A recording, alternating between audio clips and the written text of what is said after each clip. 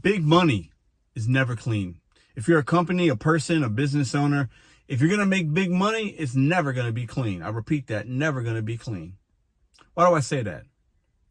Uber, the shadiest gig economy company, in my opinion, out of all the apps, they are top dog of shadiness with numbers and manipulation and lies and theft and everything. Even worse than DoorDash, in my opinion. The Oxford did a study on Uber and their fares and pricing and how it's impacting riders, drivers, and them. And the results are not surprising, but they're important to know as somebody that might be working for Uber as a rideshare driver, or somebody as a consumer taking Uber and using them for work or whatever. Welcome back to Mr.BetonYou. All right, so I'll put a split screen of this. There's several articles, but this is the one here from University of Oxford. Okay, that's like an Ivy League kind of school, I believe, out in England or something like that. I don't know. New Oxford research reveals Uber's algorithmic pricing leaves drivers and passengers worse off. Now, this is not coincidental because since they started the upfront pricing, and Uber as a technology company, Uber Technologies, their share prices went from like 20 something before they started this per share, pushing $90. That's like a 4x since they've started this upfront pricing. And a lot of us liked it. Think in the beginning, I was like, oh, upfront pricing, we get to see how much we're going to make. Great. That was their way of taking more of the take fare, taking more of the rides. And what this Oxford study shows is they've taken ones that are high paying, more mileage. They're taking more for themselves, charging the consumer more, taking more for themselves, but paying the driver less. That's why you see on Reddit and other forums and Facebook and Instagram and YouTube, drivers talking about fares that used to pay me a trip from Dallas to this place in Texas used to pay me $300. Now it's paying me $100, $150, half or less than half of what I used to make. Now I can't even cover my cost, basically. Drivers in many markets are having that sentiment, having that experience. That's because they're charging the passengers more in many cases, but not passing that along to the driver. Actually, they're paying the driver less. And Uber is keeping more money. Therefore, their record profits, earnings, more shares. Shares are going up for them as a company. And then they're saying, oh, well, we're making money now. We're finally turning a profit. And they feel like, okay, great. If it's your business, that's what it is. But you're doing it while you're taking advantage of workers, and you know it. These companies know it. Big money is never clean. That's why I started with that. Because Uber's money is dirty, man. They steal, they lie, they cheat, they manipulate, they take advantage. That's what most of these big companies do. Big money is never clean, and Uber's money is dirty. And many of you are driving Uber and you're doing rideshare. Maybe you stop, but maybe you're still doing it. I do it from time to time. So I'm part of the problem. I get it. Because if it makes sense, it makes sense. But most of these fares aren't making sense. But not enough workers. And while there are a lot of people out there striking and protesting, hey, do whatever you feel is need. Have your voice heard.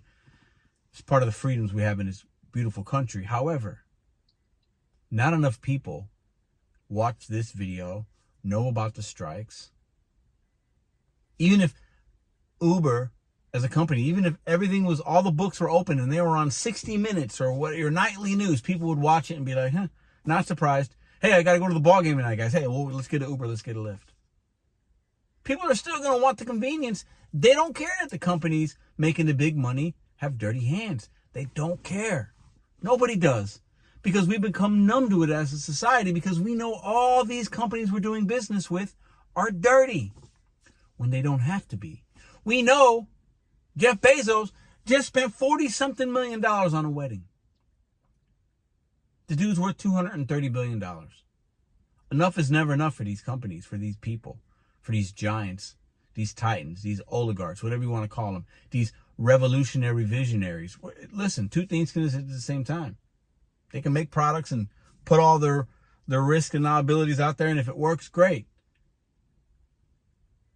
But it's off the backs of Amazon workers peeing in cups at warehouses because they can't take breaks, because they got to push these products out. It's on the backs of Uber rideshare drivers that are driving passengers, strangers around at our risk, driving around during the pandemic, wearing masks and doing this and doing that, putting our safety at risk. So the companies become millionaires and millionaires and billionaires and billionaires, and stock prices and the goons at Wall Street can make money off of us driving people to work and driving them to the airport and making less now than ever before. Go check out the article for yourself. Go to Google and type in Uber Oxford study. You're going to see countless articles about it. These are over 1 million trips, I believe, that they kind of got data points from. So it's not just a case study of some dude in St. Louis with a camera that has a YouTube channel. This is many drivers, many trips. Black and white. Numbers don't lie. Perception that we have as gig workers can be reality sometimes if the right people look at it and really look at the numbers. And it's not coincidental that since upfront pricing started, their stock prices have gone up significantly. We're not talking a couple dollars. We're talking significant gains because their earnings report's better. And where'd they get the money from?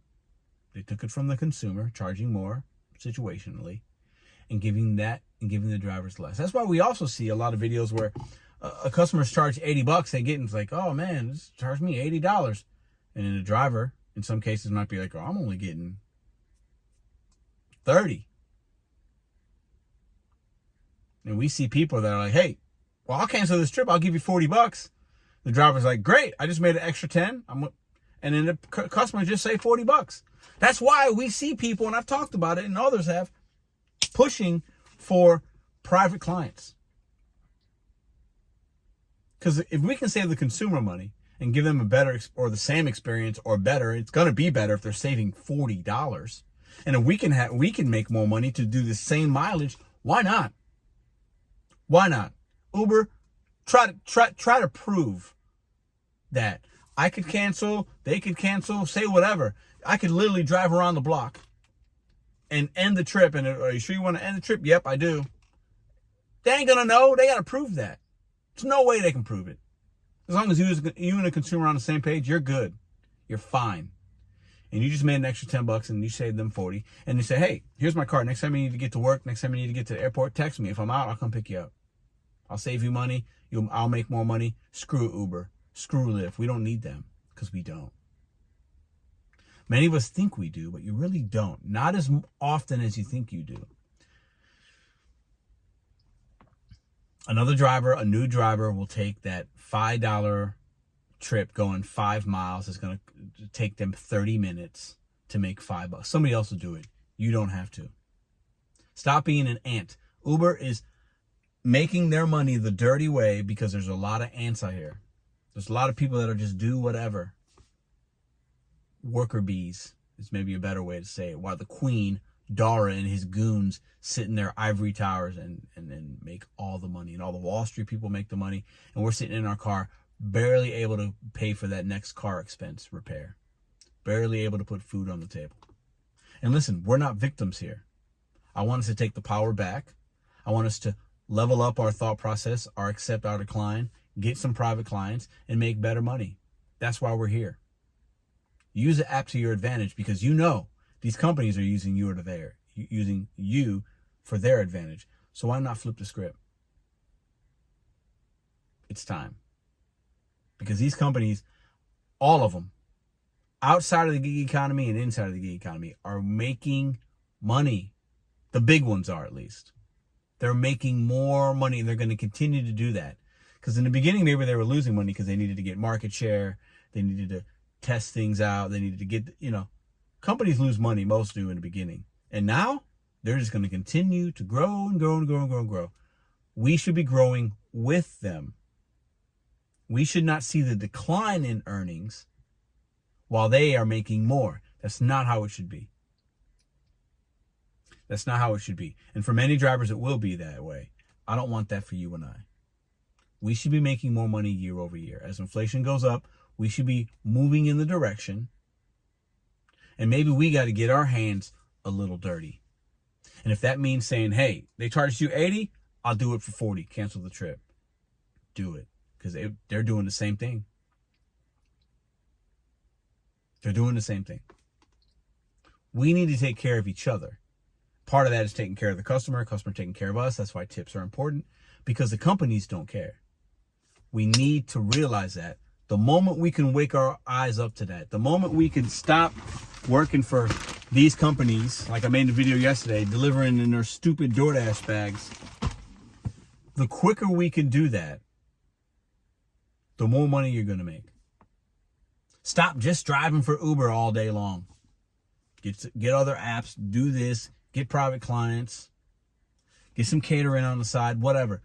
The more you step away from giving one app all of your time, I promise you, you will make more money. I promise you. I promise you. I promise you. Do it for 6 months and test it out. Because these companies aren't loyal to you as a driver. They'll deactivate you, do this, do that. Take the power back. Oxford, thanks for the study. Not surprised, we knew this. But sometimes you need the data to back it up. And Uber's laughing to the bank. We need to be laughing to the bank as well.